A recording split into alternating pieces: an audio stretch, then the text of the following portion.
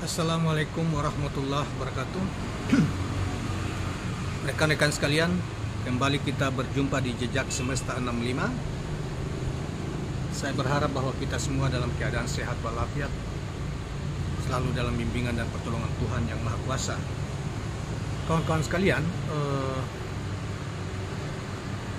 sebagaimana kita ketahui bahwa riuh tentang pemberitaan Pilpres pada pemilu 2024 yang akan datang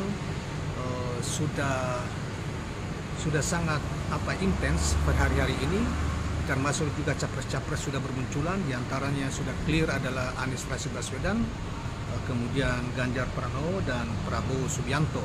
Tiga besar inilah yang sekarang ini saling berkompetisi di media, terutama di media, di opini, di lembaga survei maupun di polling. Saudara sekalian, sebagaimana juga kita ketahui bahwa hampir seluruh lembaga polling baik itu di ILC, termasuk juga yang terakhir di Kumparan News yang nanti kita akan bacakan hari ini, polling tentang Pilpres, itu Anies meninggalkan seluruh kompetitor lain, yaitu baik itu Ganjar maupun Prabowo. Tetapi di lembaga survei yang mainstream, ada sekitar 5 mainstream lembaga survei, lembaga misalnya seperti SMRC, kemudian ada Poltreking, kemudian ada juga punya Burhanuddin Muhtadi, kemudian ada Carta Politika dan Lingkaran Survei Indonesia. Umumnya mereka ini menjagokan menempatkan Ganjar dan kadang-kadang juga Prabowo di urutan pertama dukungan rakyat melalui potret mereka di lembaga survei mereka. Namun ada juga di AIPO ataupun lembaga survei yang lain itu menempatkan Anies sebagai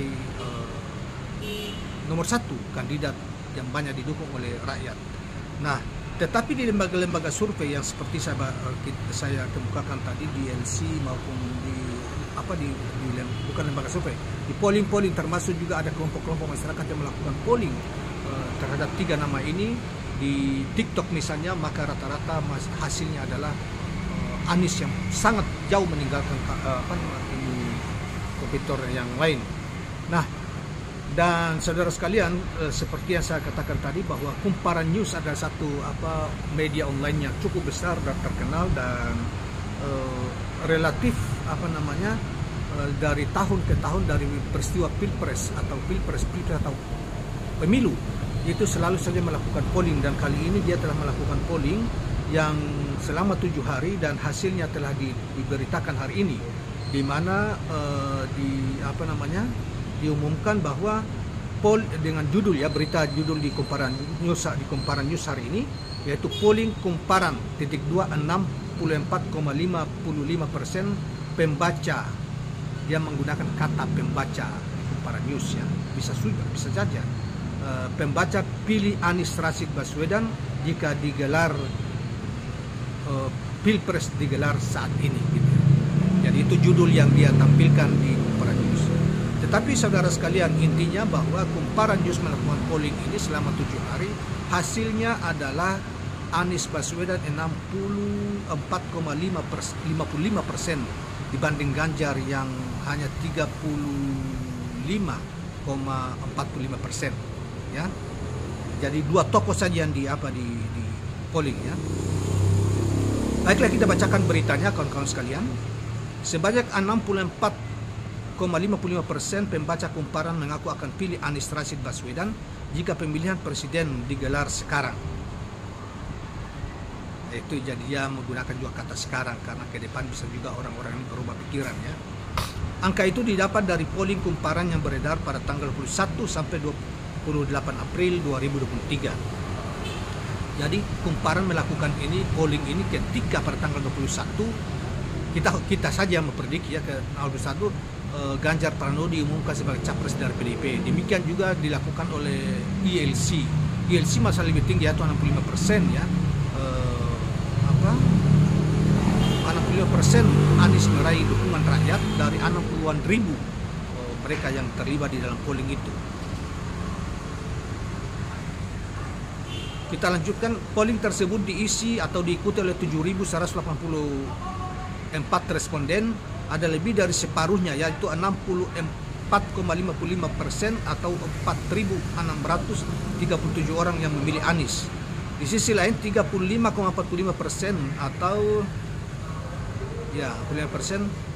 2.547 pemilih menjagokan Ganjar Pranowo jika Pilpres diadakan saat ini. Jadi polling ini hanya menampilkan dua tokoh, yaitu Anies sama Ganjar. Tetapi kalau di ILC yang diikuti 60-an ribu orang itu diikuti oleh Anies Baswedan, Ganjar Pranowo, Prabowo Subianto, dan kalau saya tidak salah dia Ketua Umum Golkar Erlangga Hartarto, di mana Anies Baswedan dipilih sebanyak 65%.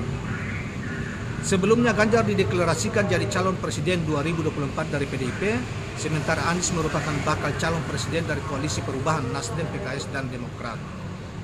Elektabilitas keduanya cukup tinggi dalam beberapa bulan terakhir. Meski demikian, temuan lembaga-lembaga survei cukup berbeda dengan hasil survei kumparan. Nah, itu ya.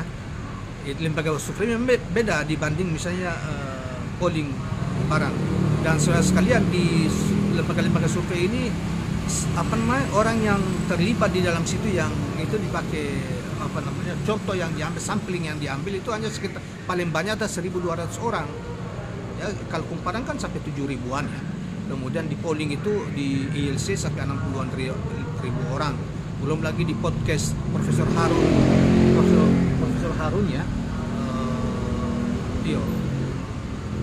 itu sampai ada yang sampai 70.000, 80.000 yang terlibat, dan Anies meninggalkan jauh rival-rival seperti Prabowo maupun Ganjar gitu. Jadi kita tidak tahu apa yang salahnya di mana, tapi saya kira kita lebih percaya polling karena polling susah untuk diatur atau diarahkan gitu ya. Karena itu mereka langsung dibanding lembaga survei kita dia tahu dananya dari mana, bagaimana mereka metode yang digunakan, bagaimana mereka sampling yang diambil juga kita tidak tahu, hanya suka-suka mereka aja. Nah, saya kira yang misalnya kita ambil saja lembaga Poltreking merilis hasil survei pada Jumat ya. Poltreking ini seperti lembaga-lembaga survei yang lain yang menjadi arus utama selama ini merumput di Istana Negara.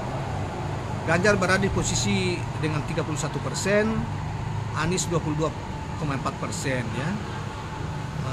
Posisi pertama ditempati oleh Prabowo dengan 33%. Nah, saya kira itu sudah diketahui dan kita tidak perlu ulas itu, karena kita menganggap bahwa saya tidak sepenuhnya mempercaya lembaga survei, karena pertama lembaga survei sampai sekarang ini juga tidak bisa bertanggungjawabkan ke publik tentang dana dari mana. Mereka tidak pernah mereka menyebut, kemudian metode juga samplingnya cuma 1.000-an ya, paling tinggi 1.200 dari hampir 300 juta jiwa Indonesia kan, atau diduga jiwa pilihnya 200-an juta orang. Jadi dari sisi ilmiah maupun lain-lain kurang, saya kira tidak bisa dipertanggungjawabkan, terkecuali dan mereka ini juga diduga banyak melakukan manipulasi dalam pengertian bahwa mereka sebetulnya sudah dipakai oleh tim kampanye tertentu, yang dalam hal ini selama ini kita dengarkan oleh para oligarki, dan selalu mereka tugas mereka untuk melakukan penggiringan opini dengan survei-survei yang mereka menganggap, yang mengklaim sebagai ilmiah dan jujur dan independen, padahal mereka sampai saat ini lembaga-lembaga survei tidak pernah mau melakukan audit misalnya keuangan, audit metodologi, maupun apalagi menyatakan bahwa mereka melakukan survei dengan dana sendiri. Ya kita tidak bisa percaya apa yang mereka lakukan, hasil yang mereka ini. Tapi masalahnya hasil itu mereka lempar ke publik, ditangkap oleh media, dan seakan-akan itu yang benar, padahal itu adalah upaya metode untuk penggiringan opini terhadap calon-calon tertentu. Nah, saya kira kawan-kawan sekalian, itulah yang penting kita kemukakan, itulah hasil kumparan selama 7 hari mereka polling, dan hasilnya seperti tadi, Anies meninggalkan Ganjar jauh, yaitu 64,55% dibanding 34,45%. Terima kasih, jangan lupa subscribe, like, dan share channel ini. Assalamualaikum warahmatullahi wabarakatuh.